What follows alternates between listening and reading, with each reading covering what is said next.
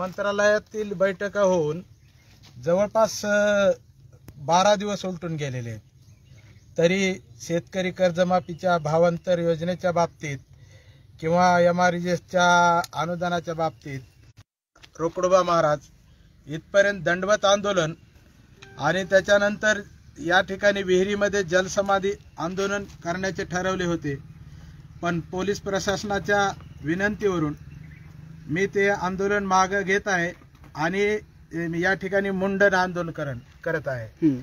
या आंदोलनाच्या मागला उद्देश तुम्ही म्हणाल की बाबा तुम्ही मंत्रालयापर्यंत गेलात, मग आता रोकडोबाला जायची करेल। हे हिंदुत्ववादी सरकार आहे म्हणून सगळ्याला सांगतंय। याच्याकडे मी जाऊन दाद मागितली सरकारच्या कर्जमुक्तीच्या बाबतीत।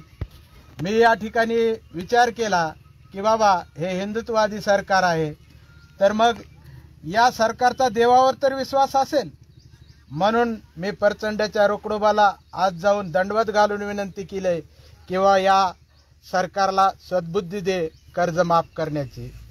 त्याच्यानंतर जलसमाधी आंदोलनाच्या मागेला उद्देश हा होता की बाबा या सरकारनं शेतकऱ्याला कायद्याच्या जोखडामध्ये अडकावून पाण्यामध्ये डुबवलं आहे, म्हणून मी या पाण्यातून डुबवलेल्या या शेतकऱ्याला बाहेर काढण्यासाठी सरकारने उपाययोजना करावा, शेतकरी कायदे विरोधी कायदे रद्द करावे, शेतकरी आत्महत्या हा राष्ट्रीय आपत्ती म्हणून घोषित करावी आणि त्या पद्धतीने उपाययोजना कराव्या, म्हणून या ठिकाणी मी जलसमाधी आंदोलन करणार होतो।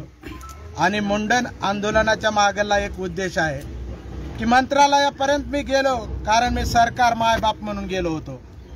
सरकार मायबाप कुठली तरी दखल घेईल म्हणून मी गेलो होतो, पण या सरकारच्या या शासनाच्या किंवा या विधिमंडळात बसलेल्या माणसातला मायबाप मेला आहे, म्हणून मी आज हे मुंडन करून त्यांच्या नावाचं मी पिंडदान सुद्धा करत आहे।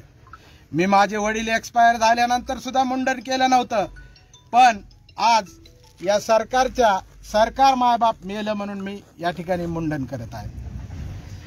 अशा पद्धतीने हे आंदोलन चालूच राहणार आहे, जोपर्यंत कर्जमुक्ती होत नाही तोपर्यंत हे आंदोलन चालूच राहणार आहे। जलसमाधी आंदोलन करणार होतात, पोलीस प्रशासनाने आपल्याला विनंती केली, त्याबद्दल काय सांगा? पोलीस प्रशासनाच्या म्हणण्यानुसार किंवा तुमच्या जीवाला काहीतरी जागा धोका होऊ शकतो, तुम्हाला खूप लढायचंय, पुढे आणखीन आंदोलन करायचंय समाजासाठी, आणि आमचा एक उद्देश आहे समाजशील माणसं जगली पाहिजेत, म्हणून पोलीस प्रशासनानं आम्हाला विनंती केली आणि त्या विनंतीचा मान ठेवून मी जलसमाधी आंदोलन मागे घेतलेलं आहे।